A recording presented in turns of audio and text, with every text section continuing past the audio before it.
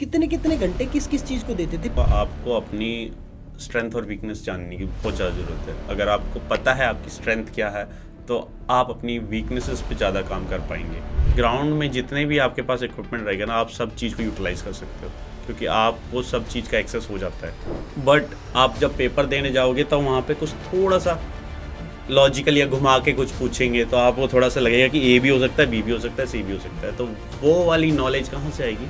Paper लगाने के बाद। एक हफ्ते में ही मेरा ऐसा दिमाग ख़राब हो गया वहाँ पे, छोड़ दिया मैंने छोड़ दिया। नमस्कार सभी साथियों को। तो जितने भी साथी हमारे केवीएस की तैयारी कर रहे हैं उन लोगों के लिए तो आज का वीडियो रामबाण होने ही वाला है। मतलब तुम ये सोचो कि केवीएस की नौकरी करने के बाद 1 साल करने के बाद फिर छोड़ना, और उसी के साथ साथ में उसकी जर्नी कैसी रही, केवीएस में तैयारी करके दूसरी नौकरी की तैयारी हम कैसे कर सकते हैं। मतलब नौकरी के बाद दूसरी नौकरी की तैयारी करना बहुत टफ टास्क होता है, और स्पेशली तब जब केवीएस हो, क्योंकि केवीएस में भाई कोई ऐसा नॉर्मल स्कूल नहीं है। बर्डन पूरा रहता है, पूरा वर्कलोड रहता है, और उसके साथ साथ में आप पीजीटी की तैयारी करके फिर पीजीटी में सेलेक्ट होना। तो क्या रही होगी वो जर्नी, सोच के देखो। तो हरियाणा और कर्नाटक, सोच के देखो हरियाणा से कर्नाटक कितनी दूर है, कितना दूर पोस्टिंग मिलती है। तो घर का भी एक मन लगाओ, वो सारी चीज़ें, और क्या क्या मुश्किलें आती हैं, नौकरी कैसी रहती है, सैलरी कितनी मिलती है, और जॉब प्रोफाइल क्या रहता है, क्या क्या वर्क करना पड़ता है, सेलेक्ट कैसे होते हैं, पेपर 1 की तैयारी कैसी होती है, पेपर 2 की तैयारी कैसे होती है, और जॉब में फिर अगर आपको और तैयारी करनी हो तो तैयारी कैसी होती है। सभी सवालों के जवाब जानेंगे आज की हम इस वीडियो में। तो स्वागत करता हूं मैं हमारे आज के मुख्य अतिथि जो कि हैं प्रिंस काकरान। और आपने मेरे साथ इनको देखा होगा बचपन से ही, वैसे तो मेरे साथ रहे हैं, लेकिन बचपन से साथ रहने के बाद एक गेजेटेड पोस्ट पे बैठने का एक अलग ही जलवा मैं कहूँगा इसको। तो स्वागत है। अब मैं ज़्यादा टाइम वेस्ट नहीं करूँगा, इनका इंट्रोडक्शन जानते हैं और इन्हीं से इनकी लाइफ जर्नी जाए। Over to you sir. Thank you sir, thank you so much. आज ये स्टेज जो भी है, हम मतलब आप मेरे को मौका दे रहे हैं शेयर करने का। एंड ऑब्वियसली जो भी मेरी लाइफ की स्टोरी रहेगी वो आप क्वेश्चंस के थ्रू पूछोगे ही। बाकी थोड़ा बहुत मैं अगर आप लोगों के लिए कुछ इंपॉर्टेंट बता पाऊँ तो प्लीज़ उसे सुनना। अगर आपको अच्छा लगे तभी, नहीं तो ठीक है जो भी है। तो मैं अपने इंट्रो पे चलता हूँ। नमस्कार सभी को, मैं प्रिंस काकरान।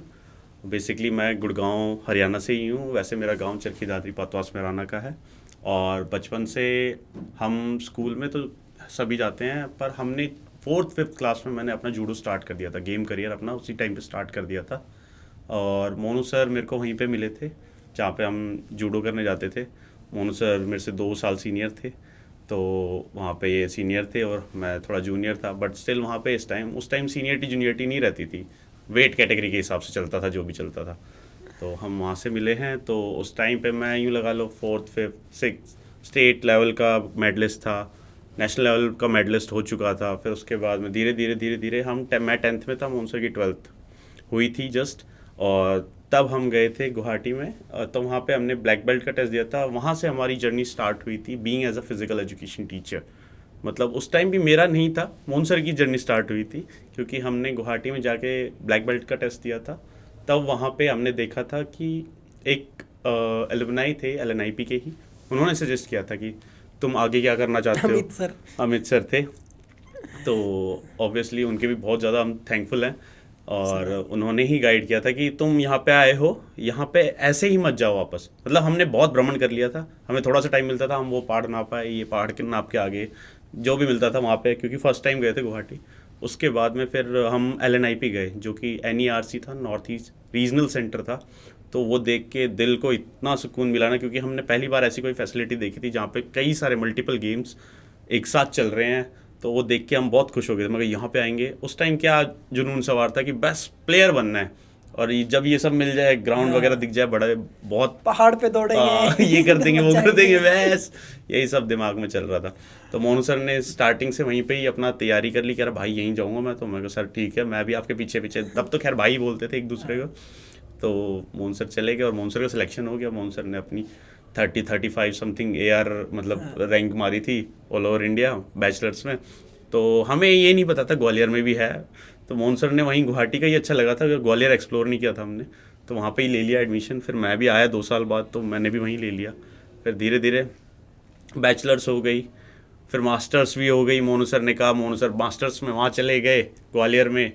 उन्होंने बोला कि हाँ इधर आ जा। अब उधर भी अपने एंट्रेंस दिया, मेरी भी रैंक अच्छी आई, 14th रैंक थी।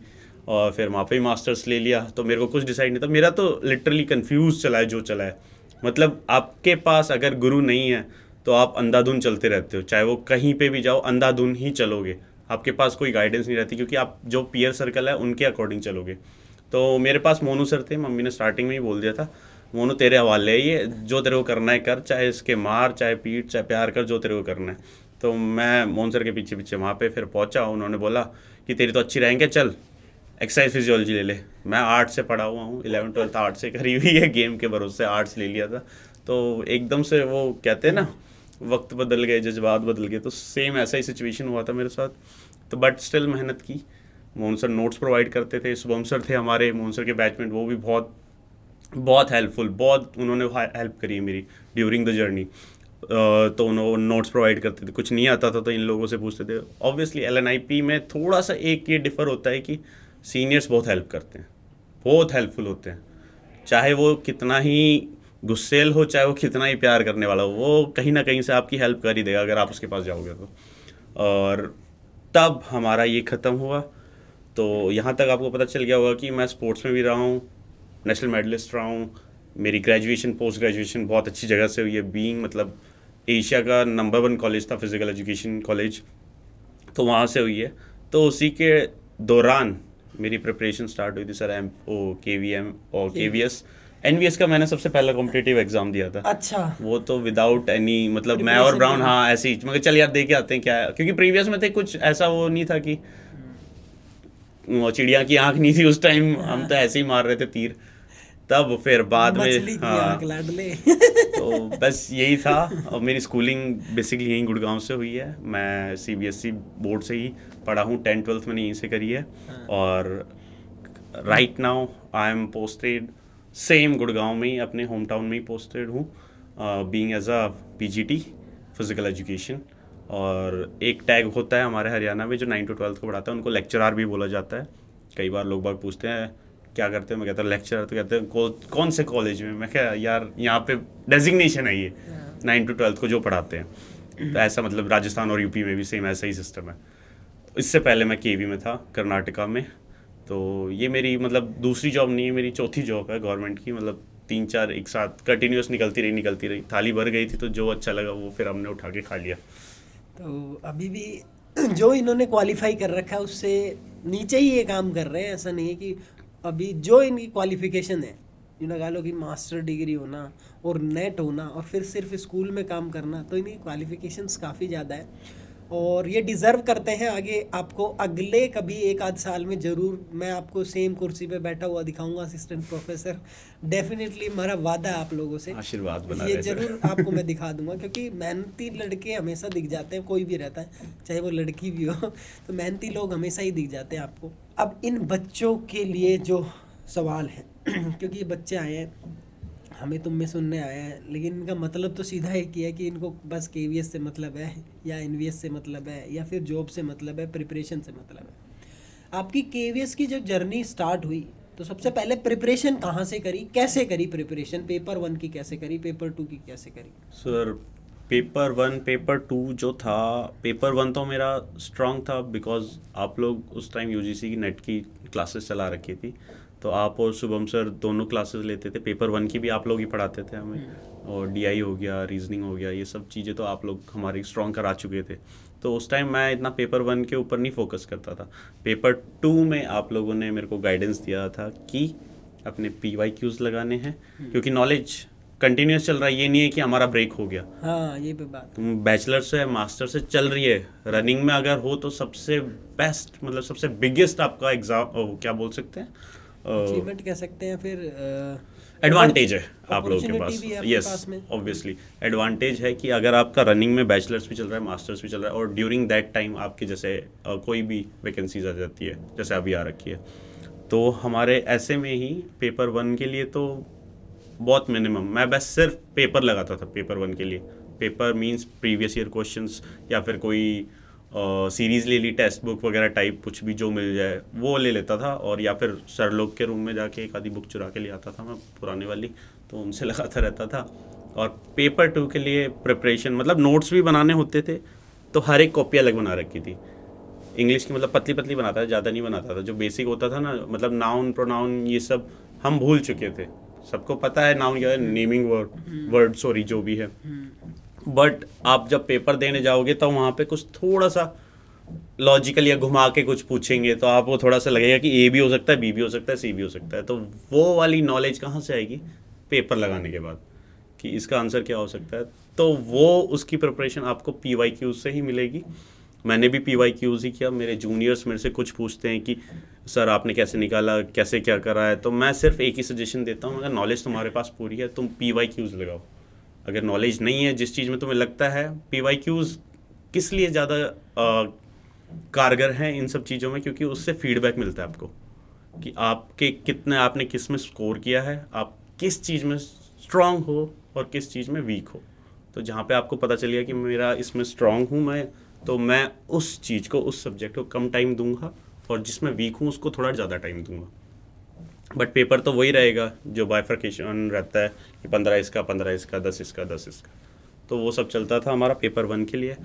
पेपर 2 KB जो है TGT बेसिस है, तो TGT के बेस पे आपको मार्किंग्स ज़्यादा याद रखनी है कि किस ग्राउंड की क्या मेज़रमेंट है, अगर वहाँ पे ग्राउंड है या फिर जो भी इक्विपमेंट यूज़ किया गया है तो उसकी क्या मेज़रमेंट है, बॉल की क्या डायमीटर है, ये सारी चीज़ें भी जो फैक्चुअल चीज़ें हैं वो सब एकदम याद करनी पड़ेगी। चाहे आपको चार्ट बना के चिपकाना पड़े, वो कीजिए, जो आपको इजी लगे, प्रिंट आउट निकलवा के करिए, जो आपको इजी लगे, बट मेज़रमेंट सबसे ज़्यादा ज़रूरी है। सर आपने भी बोला था लास्ट टाइम, मतलब जब हमारा था ना KV का रिटर्न, तो मोहन सर ने एक रात पहले कॉल किया था, मोहन सर भी देने गए थे, तो मोहन सर ने कहा कि अबे वो खोल, टेस्ट एंड मेजरमेंट की कॉपी किताब खोल, तेरे पास है? मैं कहा हाँ सर। सॉरी, मेजरमेंट जितना हो सकता है याद कर ले, देख ले एक बार, नज़रों के आगे से निकाल ले। मतलब वो यही बोलते थे, एकदम से उनका आता था सडन कि ये कर ले, वो कर ले, मैसेज कर देते थे पूरे ग्रुप में, सारे टेस्ट एंड मेजरमेंट में, खुद नोट्स भेज दिए, क्रिकेट वगैरह ये वो। और यूँ लगा लो जो सर ने भेजा है ना, एज इट इज़ तुम्हारे सामने आ जाए, तो कैसा लगता है। मेरे 118 मार्क्स आए थे, मींस इतने कुछ अच्छे भी नहीं है, बट यस मैं, मेरी जनरल कट ऑफ से ऊपर था, 112 का 113 ऐसे कुछ था, तो उससे आगे था 111 या 113। हाँ, तो 118 मार्क्स थे, but according to my peer group सबसे ज़्यादा मेरे थे। तो वो लोग कह रहे ये कैसे कर लिए ऐसे वैसे, क्योंकि मैं इतना कुछ होनहार स्टूडेंट नहीं था कभी भी।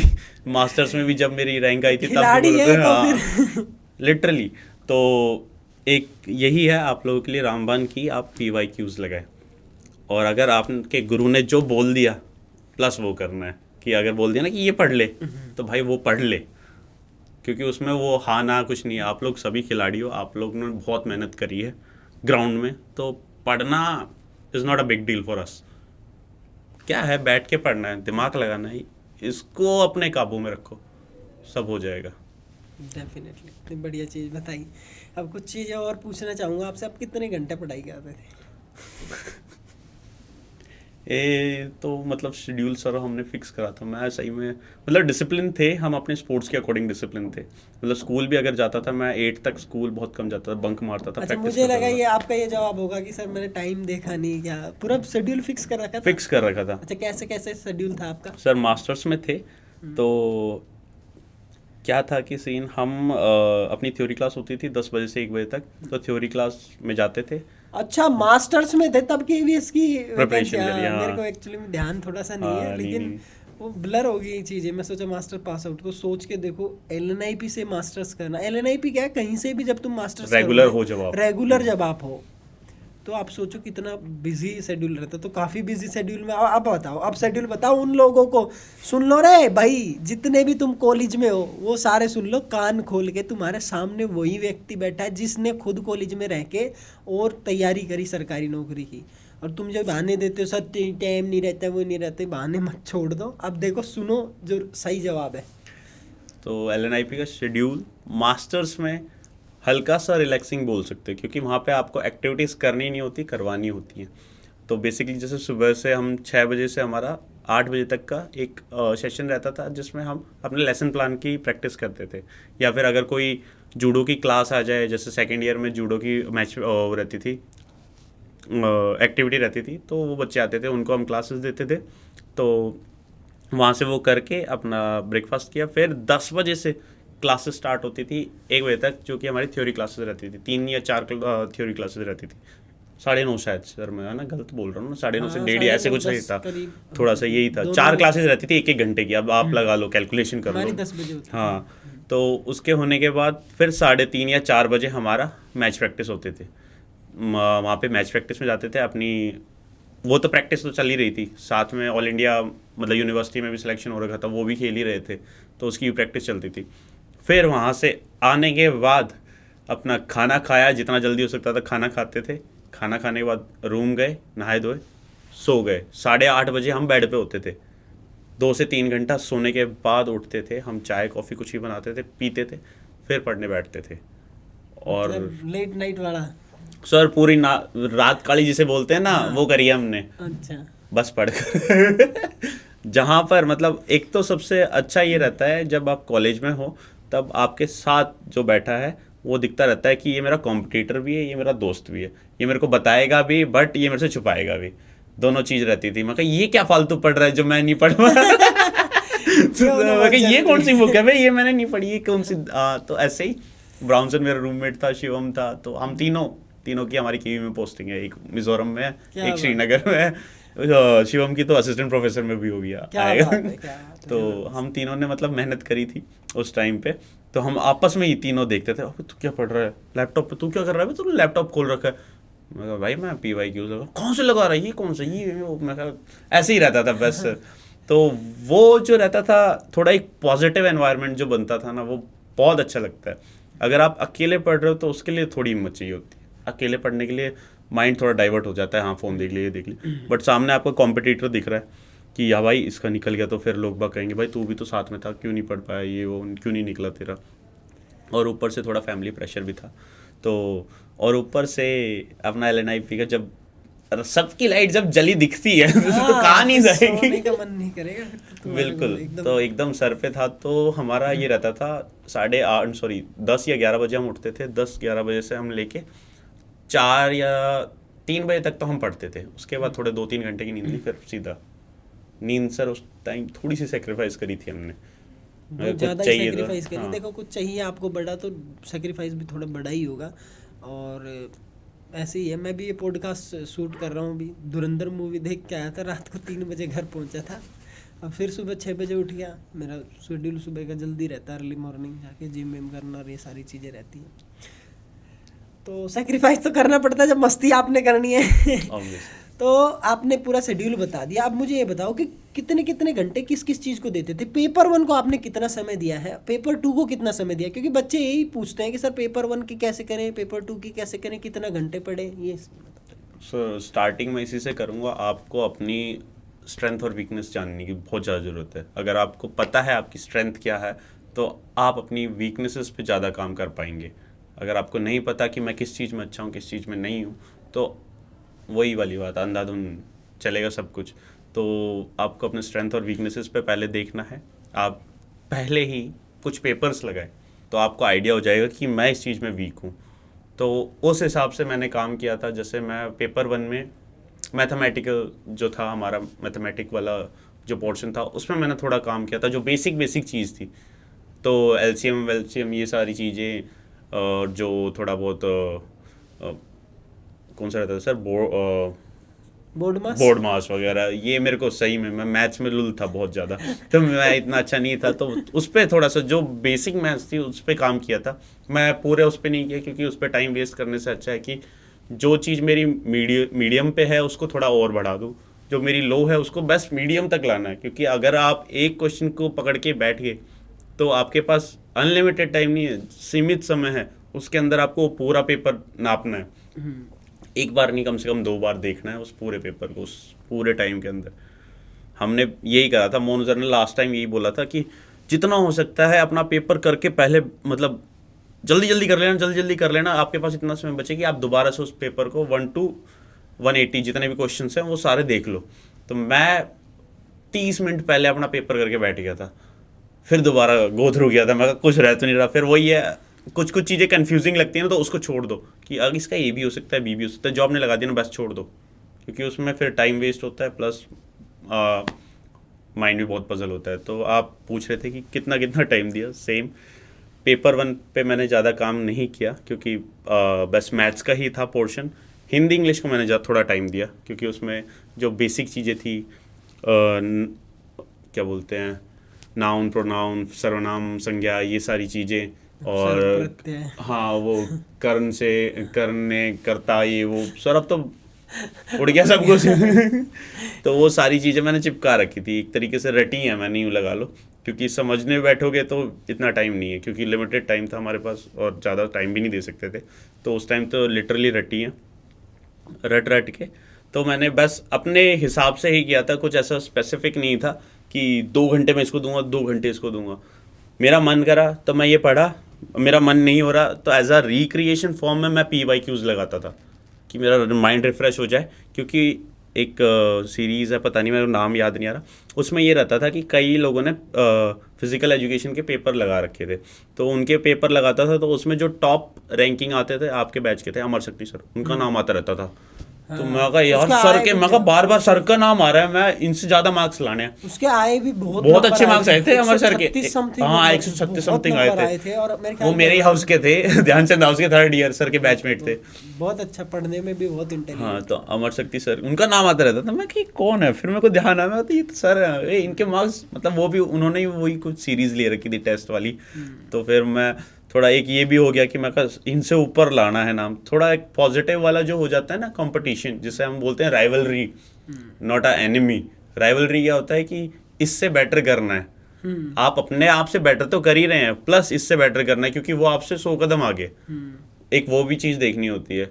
लोग बाग बोलते हैं ना सिर्फ अपने आप से कंपटीशन रख, अरे भाई तू बहुत स्लो है, तेरे को क्या पता तू कितना फास्ट है कितना नहीं है। अगर तेरे को दिख रहा है कि वो बंदा बहुत अच्छा है, बहुत अच्छा है, जैसे मोनू सर है, मैं इनको चेज करता रहता हूँ कि मैं अगर सर ये कर रहे हैं तो मैं पीछे पीछे तो चलना है, चेज नहीं, हाँ चेज ही बोल रहा हूँ, आगे तो नहीं निकल सकता बिल्कुल भी। अरे नहीं, ऐसी बात तो नहीं है। मैं बस चेज करता रहता हूँ, मैं सर जहाँ पे गए बस वहाँ पे, क्योंकि साथ में हम पले बड़े हैं, तो एक तरीके से बस ये स्टेपिंग स्टोन से साथ साथ चलते जा रहे हैं। मैं तो चाहता ही हूँ कि जितने भी हमारे साथी हैं, हाँ, वो तो ज़्यादा से ज़्यादा आगे निकले। अभी प्रदीप का प्रदीप सर, सिलेक्शन हुआ है, लिटरली दिल से इतनी खुशी हो रही है कि डेफिनेटली बहुत ज़्यादा सर के लिए तो सही में हम बहुत ज़्यादा खुश हैं, क्योंकि उन्होंने बहुत मेहनत करी है। कुछ किस्मत भी बोल सकते हैं कि हाँ हार्ड लक रहा है उनका, क्योंकि मेहनत तो हमसे ज़्यादा मेहनती वही थे सर, चाहे वो जूडो लगा लो चाहे किसी भी चीज़ में लगा लो, बहुत मेहनती थे। तो अब जाके उनका असिस्टेंट प्रोफेसर हुआ, वो भी इतने बढ़िया मार्क्स में, वाह अलग ही पार्टी लेंगे अलग तरीके से। उनका भी पॉडकास्ट बहुत जल्दी आएगा आपके सामने।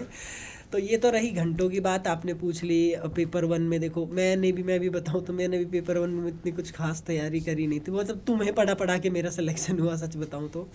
और इतना मैं इंटेलिजेंट होता तो मेरा पहली बार में ही हो जाता। 2019 में जब मैंने दिया था NVS का, मैंने भी ऐसे बिना तैयारी के, हमारे टाइम पे NVS आया था, तब मेरे ख्याल में मेरा 1 या 2 नंबर से रहा था। सर मैं बाहर बैठ के टीचर है, टीचिंग एप्टीट्यूड पढ़ा था, आप पेपर देखे तब वो हो जाता। तो बहुत सारी चीज़ें रहती हैं। अब मैं आपको उन चीज़ों की तरफ लेके चलता हूँ जिससे आपको मदद मिलेगी। देखो, इस पॉडकास्ट को देख के आप ना हेल्प लो, ज़्यादा से ज़्यादा हेल्प लो, और कमेंट करके आप सवाल भी कर सकते हो, क्योंकि उन कमेंट को हम कभी ना कभी तो देख ही रहे होंगे, हमारी टीम देख रही होगी, तो आपको जवाब जरूर मिलेगा। मैं देखूंगा, मैं ट्राई करूंगा उसका जवाब देने। प्रिंस काकरान को आप कांटेक्ट कर सकते हैं इंस्टाग्राम हैंडल पे, मुझे कांटेक्ट कर सकते हैं कभी आपको ज़रूरत पड़े तो, किसी भी तरीके से, कोई टेंशन नहीं है। अब तैयारी भी होगी, सब कुछ होगी। अब आप सेलेक्ट होने जा रहे हैं, लेकिन अभी आपका सिर्फ प्री निकला है ना, प्री निकल गया, मेंस निकल गया, यूँ लगा, मेंस निकल गया, फिर इंटरव्यू था। अब इंटरव्यू, अब इंटरव्यू की तैयारी कहाँ से करी वो बताओ।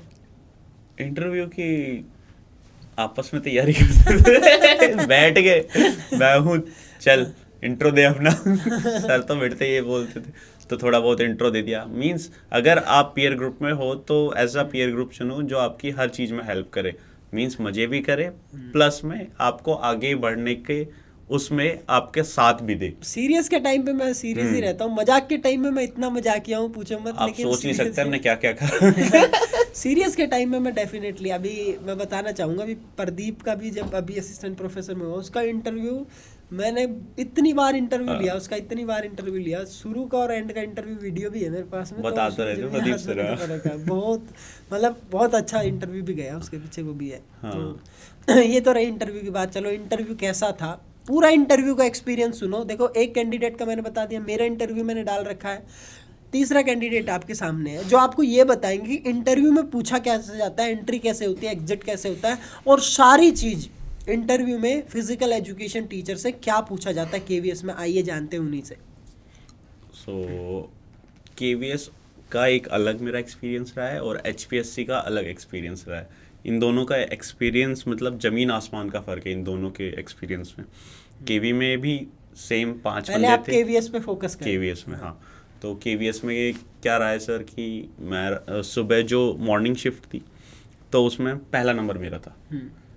पहला नंबर आ गया तो समझ लो कि सारा निचोड़ना है उनको, क्या क्या जानता है भाई तू बता। जो शुरू में फंस गया ना भाई, उसको तो बहुत लंबा खींचता है एकदम। आपका बोर्ड मतलब चलो हम एंट्री से बात स्टार्टिंग से स्टार्ट करते हैं। मैंने एंट्री ली, मींस मेरा एक दोस्त है ब्राउनसन जो कि मेरा मास्टर्स में भी बैच और रूममेट था, प्लस मेरा बैचलर्स में भी मेरा फर्स्ट ईयर में रूममेट था। वो मेरा बहुत अच्छा दोस्त है, तो उसके अंदर एटिकेट्स एंड ऑल सब चीज़ें बहुत अच्छी हैं। तो उसने मेरे को कुछ चीज़ें बता के भेजी थी कि भाई तो ऐसे जाइयो, ऐसे बैठियो, ये करियो। सर बहुत डिसेंट, आप तो मिले ही हो ब्राउनसन से। तो उसने बताया था कि जाते ही, क्योंकि हम फाइल वगैरह लेके गए ब्राउनसन थे। कमेंट कर देना एक बार तो और अगली बार इसका इंटरव्यू भी लेंगे। हाँ सर, उसका तो लेना है यार वो। तो हम फाइल लेके गए थे अंदर, तो जो भी डॉक्यूमेंट्स थे, तो ब्राउनसन ने सीधा बोला था कि भाई जब तू तेरे को बैठने को बोले या फिर तू परमिशन ले, तो जब बैठे तो उससे पहले अपनी फाइल उधर टेबल पे रखियो, अपने पास मत रखना, टेबल पे रखियो और फिर आराम से कॉन्फिडेंट होके बैठना। ये नहीं कि उस पर रख लिया, बार बार उसे छेड़ रहा है, ये कर रहा है, वो कर रहा है। इससे तेरा पर्सनैलिटी का पता चल जाएगा उन्हें कि हाँ भाई ये अभी से ही इतना घबरा रहा है, तो फिर ये क्या ही जवाब देगा। एक क्या बोलते हैं माइंडसेट बन जाता है जो इंटरव्यू ले रहा है उसका, कि ये तो पहले से ही घबरा रहा है, इससे तो क्या ही पूछेंगे, चल थोड़ा बहुत पूछ के भेज देते हैं। माइंडसेट हो गया तो मतलब मार्क्स भी सेट हो गए कि उनके दिमाग में ये है। तो उन्होंने बोल जैसे मैंने रखा और अपने पास अपने हाथ दोनों रख के नॉर्मल बैठ गया। और फिर उसके बाद में जो भी था इंट्रोडक्शन मैंने दिया, क्योंकि वहाँ पर एचपीएससी की तरह नहीं था कि अपनी प्राइवेसी छुपानी है, कॉन्फिडेंशियल रखना है, वो नहीं था। वहाँ पे आपको सब कुछ उगलना है, जो आपकी अचीवमेंट है, जहाँ से आपने स्टार्ट किया, क्या स्कूलिंग थी आपकी, कैसे क्या रहा है, वो सब वहाँ पे बताया। फिर उसके बाद में उनके क्वेश्चन आंसर स्टार्ट हुए। 5 बंदे थे वहाँ पे, जिसमें से 2 फीमेल थी, 3 मेल थे। तो सबके अलग अलग क्वेश्चन थे, बट एक सिर्फ आपका बिहेवियर नोटिस कर रहा था। हाँ, वो साइकोलॉजिस्ट ही हो सकता है। तो वो मेरा बिहेवियर नोटिस कर रहा था। पहले आपका जो बेसिक सवाल होते हैं कि एक आपसे सीधा इंटरव्यू में कभी भी नोटिस करेंगे कि कोई भी आपसे खुंदस में नहीं रहेगा। खुंदस में कब आते हैं, जब या तो आपका कुछ ज़्यादा ही लहजा कुछ ख़राब हो, तभी खुंदस में आते हैं। तो वो सीधा आपसे यही पूछेंगे कि आपकी क्या स्ट्रेंथ है, स्ट्रेंथ इन द सेंस आप क्या पढ़ा सकते हैं। तो मैंने सीधा भिड़ते ही बोला, मैं सर जो आपको अच्छा लगे टॉपिक आप बता दीजिए, मैं उसमें से कुछ ले लूँगा। तो उन्होंने कहा लीवर पे बढ़ा लोगे? सर लीवर पे बढ़ा दूंगा, बायोमैकेनिक्स में से।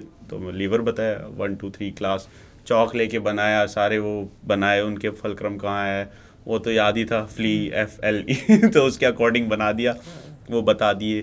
फिर कहा अच्छा वहाँ पे इक्विपमेंट्स पड़े थे, अच्छा इनमें बताओ कहाँ कहाँ क्या क्या होएगा, कौन कौन से न्यूटन के जो हमारे गति के नियम हैं वो कहाँ कहाँ पे लगेंगे। तो वो सारी चीज़ें पूछी, थोड़ी थोड़ी याद है मेरे को। 45 मिनट चला था सर मेरा इंटरव्यू, वो बताया।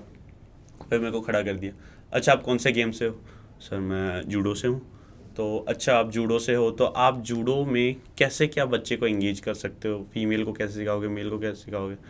मैं सर फीमेल को तो हम एज अ क्या बोलते हैं कि होना चाहिए कि जितना हो सकता है कि कई बार कंसेंट लेना पड़ता है, कोई फीमेल टीचर हो प्रेजेंस पे, तब उनको सिखा सकते हैं, क्योंकि कई बार केसेस बन सकते हैं। वो अभी मेरे को नॉलेज आई, उस टाइम नहीं थी। बट मैं कहा सर जैसे सिखाते हैं, क्योंकि हमने तो ऐसे ही सीखा है। हाँ। जैसे मैं कोच साहब ने बता दिया ये थ्रो मार के ले भाई सब सीखो, आप उसको अपने आप करते थे, तो वो चलता था। तो उस टाइम इतनी अकल नहीं थी, क्योंकि सिर्फ बैचलर से पास आउट हुए थे भाई हम, उस टाइम मास्टर्स भी कंप्लीट नहीं हुई थी। तो वो करके बताया, जो जो टेक्निक पूछी। फिर आपने पूछा कि आप जूडो से और क्या सिखा सकते हैं? मैं सर सेल्फ डिफेंसिव गेम है, इससे हम सेल्फ डिफेंस के कई सारे टेक्निक्स बता सकते हैं, जो कि लड़कियों के लिए बहुत ज़्यादा ज़रूरी है और बच्चों के लिए भी बहुत ज़्यादा ज़रूरी है, क्योंकि बहुत सारे केसेस आते हैं सेक्सुअली या फिर कुछ भी हरेसमेंट के, तो अगर बंदा खुद पे डिपेंडेंट रहेगा, सेल्फ डिफेंस से आता है, तो वो अपना बचाव खुद कर सकता है। फिर उसके बाद में सेल्फ डिफेंस हो गया, फिर उन्होंने बैठा दिया, चलो ठीक है। फिर वो गेम से पूछे थे क्या करते हैं, मैं से बास्केटबॉल आता है मेरे को, टेबल टेनिस आता है, ये आता है वो आता है। क्योंकि LNIP में अगर आप अब बैचलर्स करके जा रहे हो तो इतना है कि आपका स्ट्रॉन्ग हैंड ये रहेगा कि ग्राउंड में जितने भी आपके पास इक्विपमेंट रहेगा ना, आप सब चीज़ को यूटिलाइज कर सकते हो, क्योंकि आपको सब चीज़ का एक्सेस हो जाता है। ये थोड़ा LNIP की खास बात है, क्योंकि मेरे को सारे गेम आते हैं, बेसिक तो आते हैं। ये नहीं कि मैं प्रोफेशनल लेवल पे खेल सकता हूँ, कि हाँ बेस्ट, अगर आपको खेलना आता है, रूल्स पता है, तो आप खेल सकते हैं। तो वो आते थे, फिर उसके बाद में बैठा दिया। फिर मुझसे पूछा, अगर आपका एडजस्टमेंट खाली पीरियड में लग जाता है तो आप बच्चों को कैसे क्या पढ़ाएंगे? अगर आपका एडजस्टमेंट लग गया साइकोलॉजी में तो आप कैसे पढ़ाएंगे? साइकोलॉजी का पीरियड है 12th क्लास का, 11th क्लास का, आप कैसे पढ़ाएंगे उन्हें? तो मैंने बताया मैम हमारे फील्ड में साइकोलॉजी भी पढ़ते हैं, स्पोर्ट्स साइकोलॉजी होती है, तो कई सारी थ्योरीज होती हैं, तो वो बताई। और फिर उनका चलो ठीक है, अच्छा फिर साइंस में लग जाए तो बायोलॉजी। मैं कहा मैम मैंने एक्सरसाइज फिजियोलॉजी पढ़ रहा हूँ, तो उसमें जो भी बेसिक है हमारा फिजियोलॉजी के बारे में, एनाटॉमी के बारे में, वो बच्चों को पढ़ा सकता हूँ। जो भी मेरे सिलेबस में मैं जो चीज़ सिखा सकता हूँ वो डिलीवर कर सकता हूँ मैं। तो कह रहे चलो ठीक है, ये भी ठीक है। फिर उसके बाद में और 2-4 क्वेश्चंस पूछे थे, बस फिर भेज दिया था मेरे को। बहुत लंबा था। 45 मिनट के हिसाब से तो कम ही बताया है। तो कुछ चीज़ें और बता देता हूँ, जो लोग इंटरव्यू देने जाएंगे, जिनका हो जाएगा मेंस, तो उनके लिए मैं बता देता हूँ कुछ चीज़ें तो स्पेशल ध्यान रखना। जैसे केवी के बारे में पढ़ के ही जाना, केंद्रीय विद्यालय के बारे में सब लोग पढ़ रहे थे। हाँ, इतने पढ़ रहे केवी है, इतने देश में, इतने विदेश 24,000 में, पता नहीं। किसके लिए होता है, मेन पर्पस क्या है, मोटो क्या है, कब स्थापना हुई, तो सब कुछ ना लोग बग पढ़ के जा रहे थे। मैं कहूँगा ये तो आप पढ़ो ही, ये तो आप हाथ भी जोड़ के रिक्वेस्ट करके उन्हें बोल सकते हो, सॉरी सर मुझे इसके बारे में आइडिया नहीं। लेकिन कुछ चीज़ों के बारे में आप सॉरी नहीं बोल सकते, जैसे कि आपका खुद का गेम। सबसे पहली चीज आपका खुद का गेम, प्लस में 2-4 गेम जो आप सिखा सके, क्योंकि वहाँ पे बॉल पड़ी होंगी, इक्विपमेंट्स पड़े होंगे, उनमें से आपको पता करना। अब बहुत बार, ये नाम नहीं लूँगा, बहुत लोगों का ऐसा होता है कि ज़िंदगी में जिन्होंने खेला नहीं है कुछ, अपना रिटर्न दे के पढ़ के वो चले गए और पेपर में नंबर लिया है अच्छे खासे 111 प्लस ले लिए, 113 प्लस ले लिए उन्होंने। उनसे बोला कि अच्छा ये बताओ कि बॉल गेम खिला लोगे? हाँ। तो बताओ इनमें से कॉर्फ बॉल खिलाओ, इनमें से कौन सी है कॉर्फ बॉल? वो मुंह फाड़ा इधर उधर देखे। तो ऐसा हो जाता है कभी कभी। 3-4 मैट रखे रहते हैं, जैसे योगा मैट है, जूडो मैट है, कबड्डी मैट अलग होता है, आपको पता है। कहेंगे कि इनमें से कबड्डी मैट कौन सा है, जूडो मैट कौन सा है, या इनमें से फुटबॉल कौन सी, वॉलीबॉल कौन सी, हैंडबॉल कौन सी, क्रिकेट की कौन सी है, हॉकी की कौन सी है, टेनिस की कौन सी है, और सब कुछ आपसे कुछ भी पूछ सकते हैं। तो अल्टीमेटली कुछ बॉल गेम्स जितने भी हैं ये तो सारे आपको पता ही हो एटलीस्ट। और इनके मेज़रमेंट अगर पता कर लो तो भी ठीक ही है। मेज़रमेंट मुझसे तो किसी का भी नहीं पूछा था, मुझसे योगा करवा के देखा था, और बाकी मेरा इंटरव्यू देख लेना, मुझसे योगा करवा के देखा था, और मुझसे एक्सरसाइज फिजियोलॉजी में हार्ट पढ़वाया था, और उसके बाद में 2-4 ऐसी मेरी साइकोलॉजी टेस्ट करी थी। उस टाइम पे मैं सच में बहुत डरा हुआ था, क्योंकि वो मेरा पहला इंटरव्यू था। मेरे को बहुत नॉलेज होते हुए भी उस टाइम पे, तो उसके हिसाब से KVS के हिसाब से तो मेरे को बहुत नॉलेज थी, लेकिन उसके हिसाब से होते हुए भी मेरे को बिल्कुल भी अनुभव नहीं था।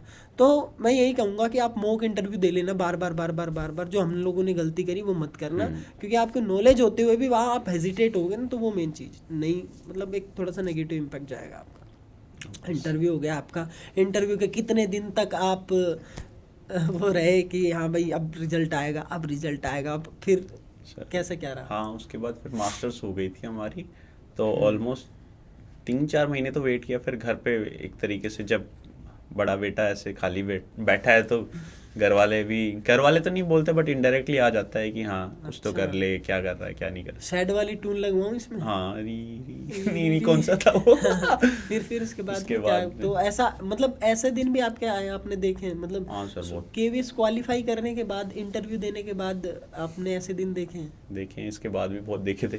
फिर बताओ क्या क्या स्टोरी है ये? वहाँ तक हो गया। फिर उसके बाद में अब मेरी लाइफ में एक सौंदर्या नाम की लड़की है। तो अभी मेरी वाइफ है, वो मुझसे पहले पॉडकास्ट करके जा चुकी है। वो KV में पोस्टेड है, सिवनी में पोस्टेड है। नौकरी के साथ डबल फायदा ले लिया भाई ने। हाँ, फायदा है सर, दूर पोस्टिंग है उसकी। तो शैड हो गया, शैड। तो आफ्टर, हाँ, अगस्त में मेरा बहुत ज़्यादा दिमाग ख़राब हो चुका था। वो कुछ साइट है ऑनलाइन, तो उस पर मैंने अप्लाई कर दिया था। तो एक जगह से आया था मेरे पास कॉल कि आ जाओ। मैं अयोध्या के पास से कुछ अकबरपुर करके जगह है, वहाँ पे मैं चला गया था। प्राइवेट स्कूल था। मैं कहा यार मेरे को निकलना है घर से, मैं अपनी ताने सही जा रहे। तो 20-22 हज़ार में लगा था मैं वहाँ पे। रेजिडेंशियल स्कूल था। तो एक हफ्ते में ही मेरा ऐसा दिमाग ख़राब हो गया वहाँ पे, छोड़ दिया था? मैंने छोड़ दिया। प्लस में फिर सौंदर्या लग गई थी एज अ गेस्ट फैकल्टी एक यूनिवर्सिटी भोपाल में। नाम बोल सकता हूँ क्या? हाँ, बरकतुल्ला यूनिवर्सिटी है, वहाँ पे गेस्ट फैकल्टी थी वो, वहाँ पे वो लग चुकी थी। तो उसने ही फिर एक यूनिवर्सिटी के लिए मेरे को कहा कि तुम यहाँ पे अपना रिज्यूमे भेजो। वो एक प्राइवेट यूनिवर्सिटी थी, जागरण लेक सिटी यूनिवर्सिटी, वो भी भोपाल में ही है। तो वहाँ पे मैंने दिया, अपना रिज्यूमे भेजा। नेट चाहिए होता है, नेट मेरा क्वालिफाई हो रखा था। और फिर बाद में उन्होंने इंटरव्यू लिया ऑनलाइन, और तो इंटरव्यू भी दिया अच्छे से बैठ के। तो जो वहाँ के एचओडी थे, उन्होंने बोला तू आ जा, सामान उठा के आ जा यहाँ पे। जब मैं वहाँ पे था 5वां 6वां दिन था मेरा, तो मैं तो कहा मैं जा रहा हूँ अब यहाँ से। तो कह रहे क्यों जा रहा है, ये है वो है। और जिसके थ्रू, मिडल मैन के थ्रू लगते हैं ना, क्योंकि मैंने किसी साइट पे डाला था तो उन्होंने वो कांटेक्ट करवाते हैं, तो फिर वहीं से सैलरी बन के आती है। तो मैंने एक भी पैसा नहीं लिया था उस टाइम। मैं कहा मेरा दिमाग खराब है, मैं जा रहा हूँ। कह रहे क्या हो गया, क्यों जा रहा है, ये वो। मैं कहा मेरे पर्सनल प्रॉब्लम है, मेरी मम्मी की तबीयत खराब है, मैं जा रहा हूँ। छोड़ के अपना सारा बोरिया बिस्तरा उठाया और चला ही गया। फिर मैं भोपाल पहुंच गया। भोपाल में गया, वहाँ पे 14 अगस्त था। 15 अगस्त से एक दिन पहले मैंने अपना इंटरव्यू वगैरह दिया। वहाँ पे मेरी हो गई फिर से, मतलब जो डेमो क्लास लेनी होती है वो सब ली। और वहाँ पे पता चला जो डेमो क्लास में मेरे पैनल में बैठे थे एज अ जज, वो मेरी सीनियर ही थी आयुषी मैम। अच्छा। और हिमांशी मैम, अभी जस्ट रिसेंटली उनकी भी शादी हो गई।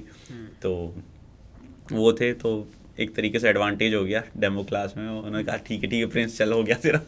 तो फिर वहाँ पे सिलेक्शन हुआ 5 महीने। अब देख रहे हो, इंटरव्यू हमारा शायद फेब या मार्च में हुआ था। उसके बाद अगस्त में मैं किसी यूनिवर्सिटी में लगा हूँ। फिर वहाँ से 5 महीने तक मैंने उस यूनिवर्सिटी में जॉब करी। दिसंबर में जाके हमारा रिजल्ट आया था। वो फेज़ अच्छा था 5 महीने का, मैं ये नहीं बोल रहा बहुत बेकार था, ये था वो था। यूनिवर्सिटी का एक्सपीरियंस बहुत अच्छा रहता है सर, आप तो जाओगे देखेंगे एक्सपीरियंस का भी। तो यूनिवर्सिटी का एक्सपीरियंस बहुत अच्छा रहता है स्कूल से, क्योंकि वहाँ पे आपको लेक्चर देना है, नोट्स देने हैं, बच्चे अपने आप पढ़ते हैं, आपको ज़्यादा बच्चों से मतलब। तो आप तो डी ग्रेड हो गए, असिस्टेंट प्रोफेसर से स्कूल में चले गए आप तो। हाँ, बस सैलरी का थोड़ा डबल टू ट्रिपल देख रहा बाबू भाई, पैसे का चक्कर। तो चलो सैलरी पे आ ही गए हैं, तो सैलरी भी बात कर लेते हैं। आपकी सबसे पहले तो ज्वाइनिंग की बात कर लेते हैं। जिस दिन रिजल्ट आया उस दिन कहाँ थे आप, कैसा आपका मतलब माहौल था, और घर वालों का क्या रिएक्शन था जब आपका रिजल्ट आया केवीएस का? सर सब मतलब रीजन वाइज आ रही थी सबके। हाँ। तो रीजन में क्या था कि इस रीजन के आ गया, लिस्ट आ मेरा गई। नहीं आया था शायद, है ना? मेरा नहीं आया था। मेरा भी आ गया था। सबका आ गया था। Jaipur region, Jabalpur region, Srinagar region, Gurgaon region, सबका आ गया। मैं कहा भाई ये क्या प्रिंस हुआ? परेशान मैं हो बहुत गया। परेशान, मैं सबसे ज्यादा परेशान। सौंदर्या का भी हो गया। मैं कहा यार अब क्या होगा, उसके मेरे से कम मार्क्स थे। मैं कहा यार अब क्या। हाँ। तो थोड़ा सा एक रहता है ना। तो मैं कहा यार अब नहीं आ रहा, अब नहीं आ रहा। फिर मैं बहुत ज़्यादा, सही में सर उस टाइम तो बहुत परेशान हो गया था। तो जो हमारे एचओडी सर थे, हर्षवर्धन, डॉक्टर हर्षवर्धन दवे सर, वहीं के जेएलयू के, तो कह रहे कोई नहीं हो जाएगा, तो ज़्यादा दिक्कत मत ले। तो मेरे को लेके गए बाहर घुमाने फिराने। थोड़ा सा गाड़ी चली ही थी, इतने में करके सौंदर्या का मैसेज, तुम्हारे उसमें कई सारे रीज़न आए, चेक करो किस में है। वो भी चेक करिए, मैं भी चेक कर।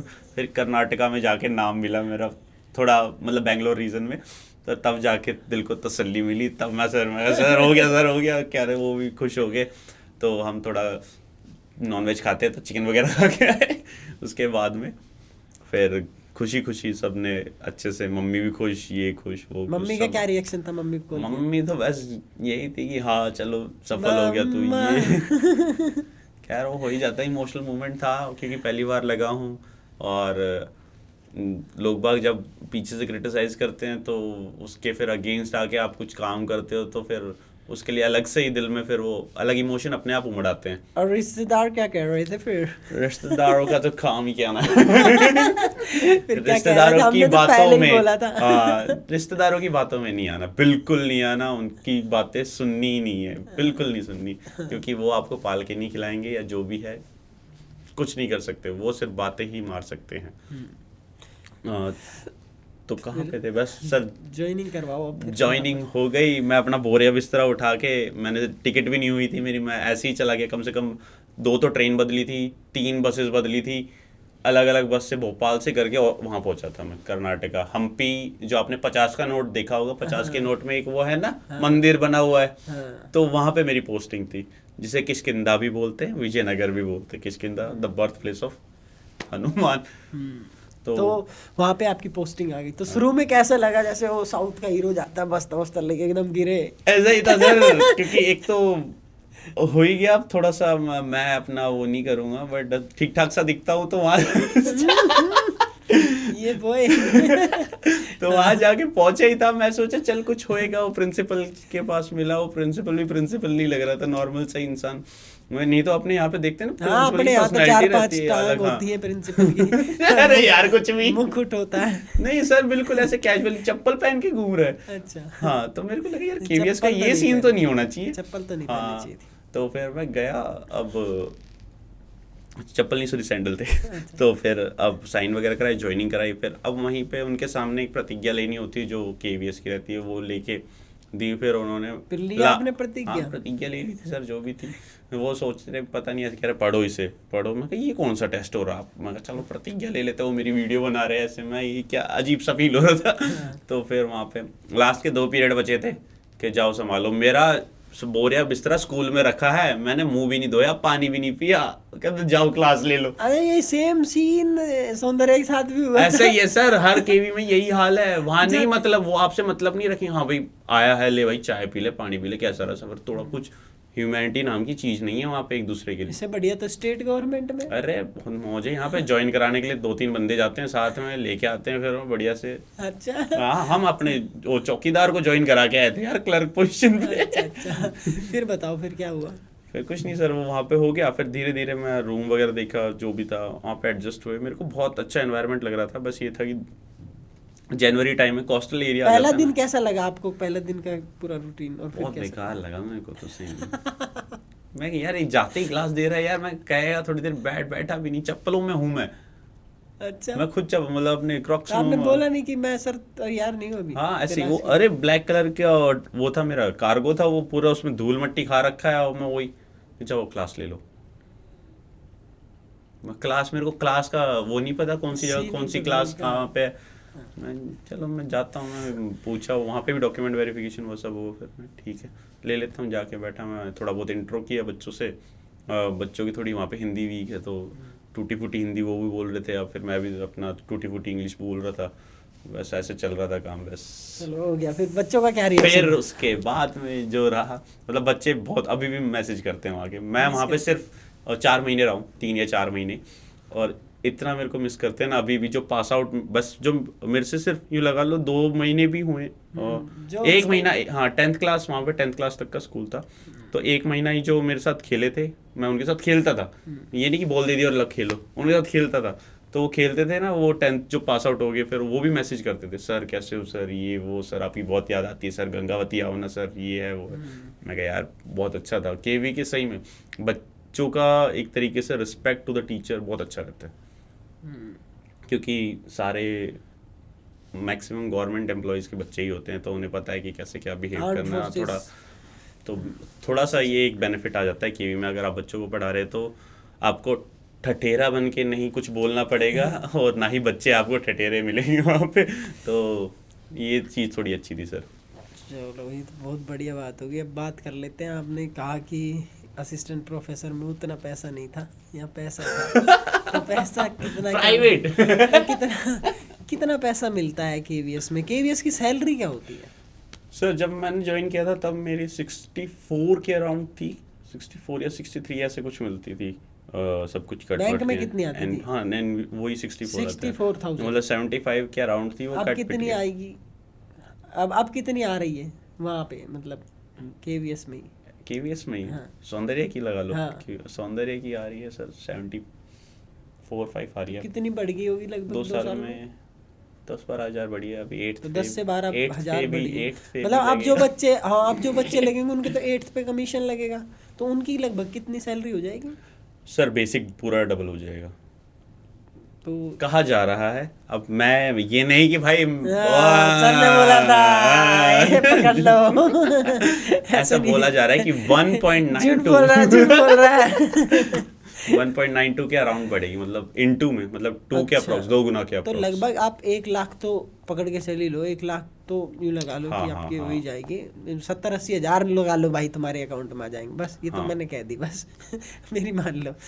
तो हाँ। लगभग इतनी ही होती है। आपने पूरा सुन लिया 63,000 होती है, लेकिन अब आपको बढ़ के ही मिलेगी, 70 प्लस होती है। वैसे टोटल सैलरी कितनी होती है केवी में? सर डिपेंड करता है, एक तो एरिया वाइज भी डिपेंड करता है। नहीं वैसे ही हाँ, अप्रोक्स बताओ आपकी कितनी थी? अप्रोक्स मेरी 73 या 74 के अराउंड थी। 73 थी, तो 10% कट के इतनी मिल रही थी हाँ, आपको वो लगभग। 10% आपका ही था, वो एनपीएस में जाता है। एनपीएस में जाके जुड़ता है, वो हाँ। कटता नहीं है, वही जुड़ता है, फिर वो आपको लास्ट में लास्ट में मिलेगा, मिलता है।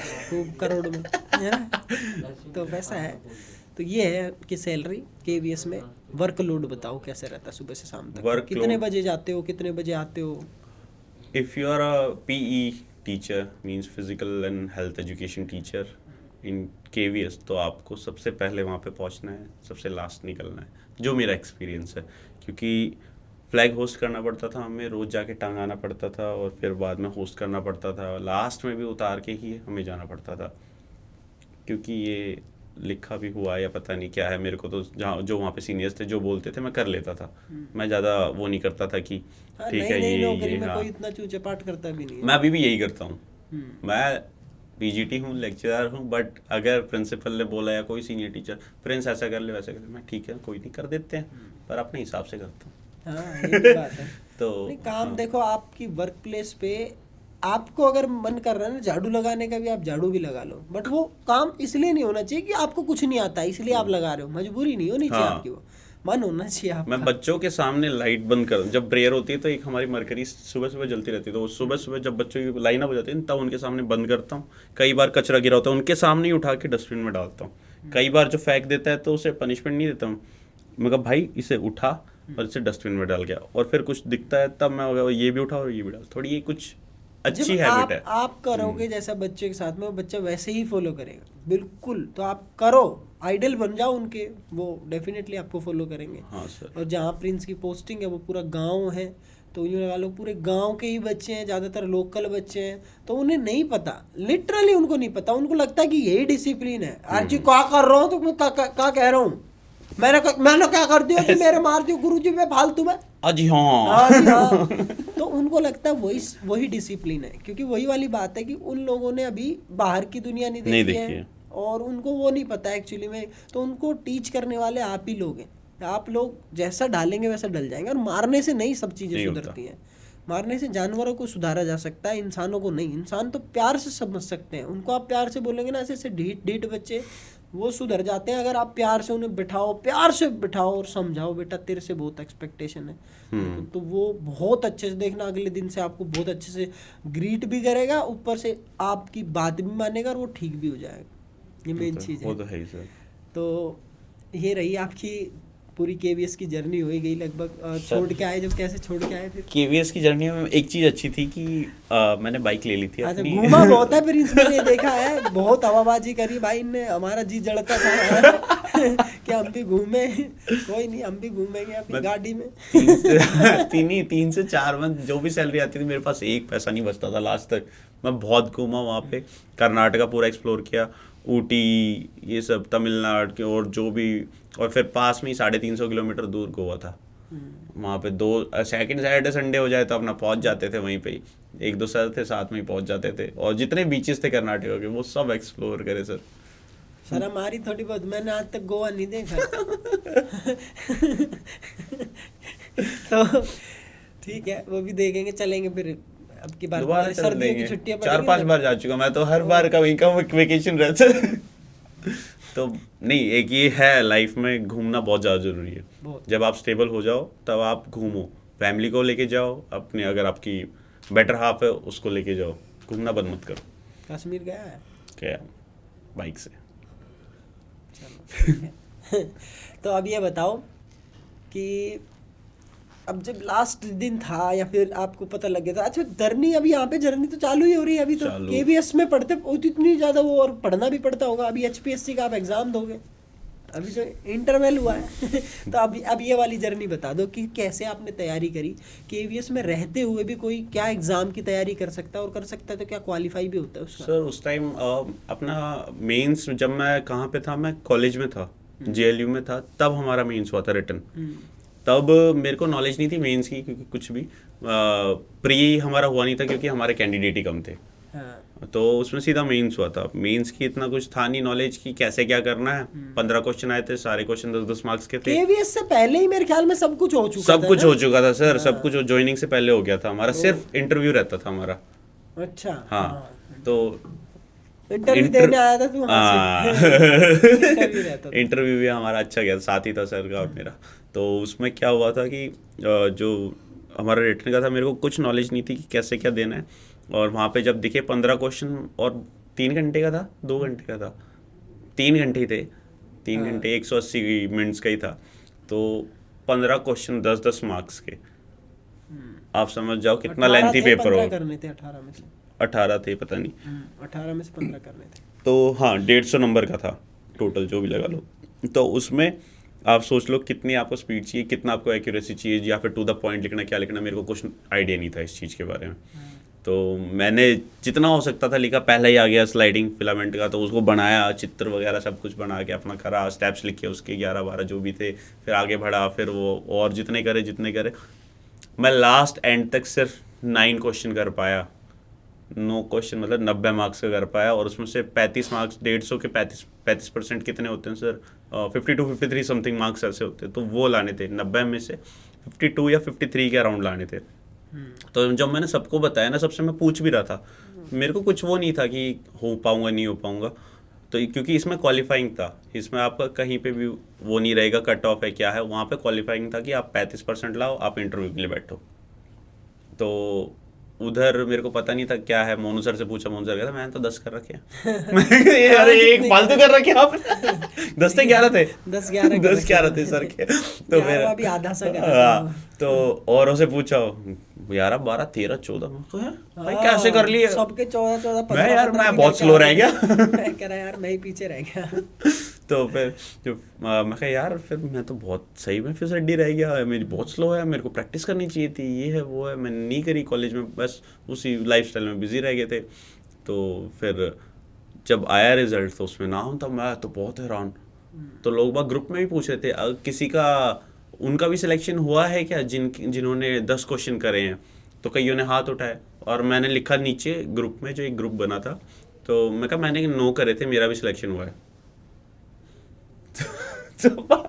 तो थोड़े हैरान थे जो भी थे। तो फिर इंटरव्यू के लिए गए थे, इंटरव्यू तो हमारा साथ में हुआ था, but being as a youngest candidate of that time PGT, तो मेरा सबसे लास्ट में रोल नंबर था और लास्ट में सबसे गया था। आपने केवी का तो सुन लिया, स्टार्टिंग में था, यहाँ पे सबसे लास्ट में था। तो वहाँ पे मेरे साथ मजाक हुआ है भाई, कुछ नहीं हुआ है, सिर्फ मजाक हुआ है, मतलब पूछा भी गया है ऑब्वियसली, बट एक मैम थी, मेरे को उनके बारे में कुछ नहीं पता, ना ही उन्हें मेरे बारे में कुछ पता है, क्योंकि हमें वहाँ पे अपनी जो भी है प्राइवेसी या अपने बारे में कुछ भी रिवील नहीं करना था। वी है all the things were confidential. तो वहाँ पे गए, जाते ही अंदर घुसा, अरे वाह यार पर्सनैलिटी तो बहुत अच्छी है, ये वो ऐसे थोड़े मीठे मीठे टोंट। अब फिर लड़कों कोई बोले तो अपने आप अपने आप हो जाता है। तो बैठे, जो भी हुआ, थोड़ा बहुत इंटरव्यू, अच्छा आपको क्या क्या आता है? मैं कहा सर मेरी बैचलर्स है, और उसके बाद में मैं मास्टर्स कर रहा हूँ एक्सरसाइज फिजियोलॉजी से। तो अच्छा एक्सरसाइज फिजियोलॉजी के बारे में आपको सब पता है? मैं सर सब तो नहीं पता, बट आप अगर पूछेंगे तो मैं बता सकता हूँ जो जो चीज़ें मेरे को पता है। तो उन्होंने कुछ कुछ चीज़ें पूछी, अच्छा आपको एजुकेशन साइकोलॉजी के बारे में पता है? मैं सर कुछ थ्योरीज पता है, आप पूछिए एक बार, अगर आती है तो I will obviously try that thing. तो उन्होंने कुछ कुछ चीज़ें पूछी, कुछ आती थी कुछ नहीं आती थी। तो जो नहीं आती थी सॉरी सर मेरे को नहीं पता। फिर उसके बाद में कब पूछा गेम कौन सा है, मैं सर जूडो।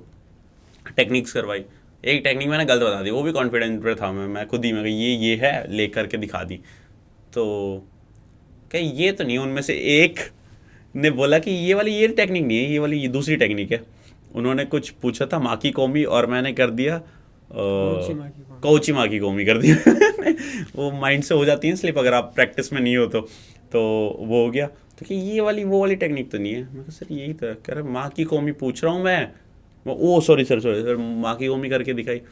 फिर उन्होंने बताया बेटा कहाँ से है तू? तो मैं कहा सर बता नहीं सकता। किसका स्टूडेंट है ये बता दे चल। मैं सर यहीं हरियाणा का ही हूँ मैं, महेंद्र सर का।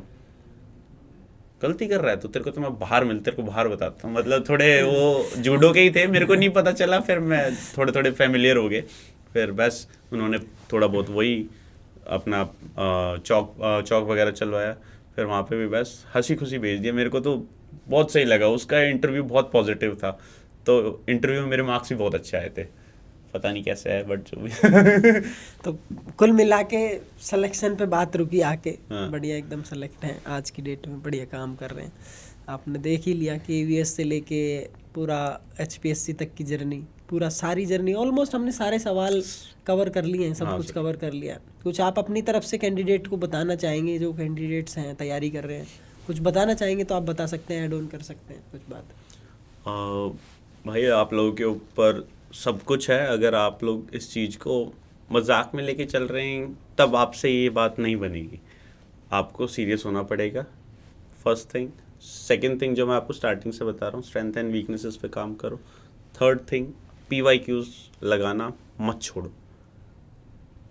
फोर्थ थिंग इज़ दैट कि अगर गुरु ने जो बोला तो वो करने का। जैसे भाई के लिए रहता है ना, भाई ने बोला तो करने का, तो भाई ने बोला करने का, गुरु ने बोला तो करने का। हमें मास्टर्स में मोनू सर ने 3 बुक दी थी ML कमलेश की, जो 1 2 3 वॉल्यूम थी। कहीं से चाट गए थे हम उसे।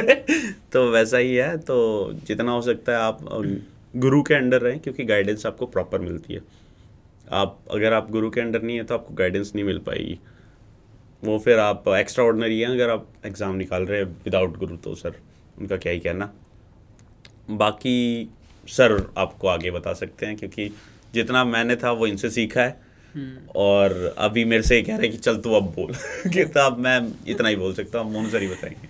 देखो सारी बातें इन्होंने बताई दी, ऑलमोस्ट आपके पास में सारे सवालों के जवाब पहुंच चुके हैं, ठीक है। और बाकी हम हर दिन क्लास लेते हैं, डेली 5 बजे इस चैनल पे क्लास होती है, तो आप वहाँ पे आके कमेंट करके पूछ सकते हैं, क्योंकि सवाल ख़त्म होते ही नहीं है, कभी भी नहीं होते ख़त्म। तो आपके कोई भी सवाल है तो आप इस वीडियो पे भी कमेंट कर सकते हैं, 5 बजे लाइव आके फ्री पढ़ सकते हैं सेम चैनल इतनी पे। तो मैराथन है सर आपकी। हाँ। किसी को कुछ जरूरत है क्या बुक खोलने की भी? हाँ, आप अगर KVS की तैयारी कर रहे हैं, फिजिकल एजुकेशन की तैयारी कर रहे हैं, मेरी 24 घंटे की भी मैराथन है, 12 घंटे की मैराथन, 11 घंटे की, 9 घंटे की, 7 घंटे की, पता नहीं कितनी मैराथन है, कितनी प्लेलिस्ट है। जाके आप आराम से देखो, एक एक लगा के टारगेट लगाओ, सिलेबस डाउनलोड करो और लग जाओ काम पे।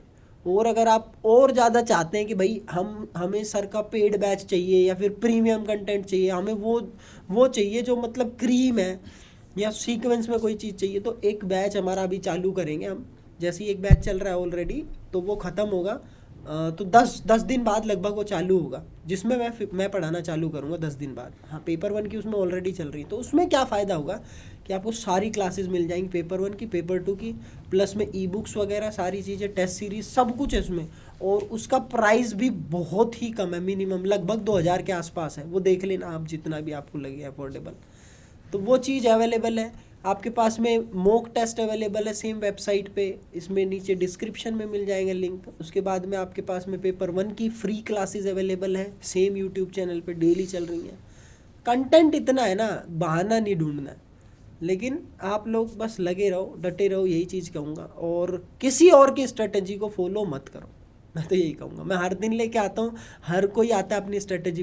वो उनकी स्ट्रेटजी थी भाई, उनके सरकमस्टांसेस अलग थे, उनकी फैमिली कंडीशन अलग थी।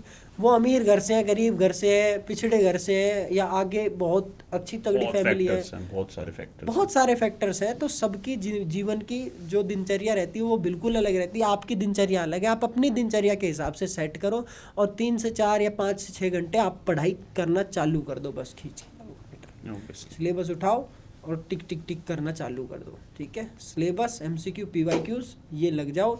और बाकी मैं आपके लिए बहुत ही बेहतरीन किताब भी लेके आ रहा हूँ जिसका डिस्क्रिप्शन में मिल जाएगा लिंक। और वो किताब इतनी ज़बरदस्त होने वाली है क्योंकि उसमें मैं आपके पूरी थ्योरी प्लस में हर यूनिट के प्रीवियस ईयर क्वेश्चंस और साथ ही साथ में एमसीक्यूज ऐड ऑन करके, तो बहुत बढ़िया केवीएस एनवीएस के लिए ज़बरदस्त, ईएमआरएस के लिए भी मदद करेगी क्योंकि तीनों के सेम ही सिलेबस है। बिल्कुल लेटेस्ट अपडेट वो लेके आ रहा हूँ, तो महीना भर लगेगा उसको क्योंकि अफोर्डेबल और क्वालिटी कंटेंट जो है तो वो उसमें समय लगता है। देख लो भाई कितनी मेहनत कर रहे हैं तुम्हारे लिए। तो वो आने वाली है, बहुत जल्दी आने वाली है। तो यही रहेगा आज का हमारा पॉडकास्ट है। Thank you so much for your love and support. Prince Kakran always ready, इसे कहते हैं, यूँ कहते हैं भाई, छोटा भाई एक तरीके से, और हमेशा ही तैयार रहता है। कभी भी पॉडकास्ट के लिए भी कह दो, किसी भी काम के लिए कह दो, 1 घंटा किसी दिन और इसका लूँगा मैं जिस दिन एचपीएससी का इसका पॉडकास्ट करेंगे। बीच में कुछ एचपीएससी की बातें बताई ना, तो जैसे धुरंधर मूवी में थोड़ी बातें बताई अगली पार्ट की, तो वो अभी किसी ने देखी नहीं, किसी पता ही नहीं कि दूसरा पार्ट। हाँ ठीक है, तो वो चीज़ें आती रहेंगी। आप चैनल को सब्सक्राइब करके रखो, वीडियोस आपके पास में आती रहेंगी। अपने दोस्तों के साथ शेयर कर दो। अगर आप किसी अपने चाहने वाले के लिए ये वीडियो देख रहे हो तो उसे शेयर कर दो, उसे बता दो सारी चीज़ों के बारे में, स्ट्रेटेजी, क्योंकि sharing is caring. Thank you so much for your love and support. जय हिंद, जय भारत, फिजिकल एजुकेशन जिंदाबाद।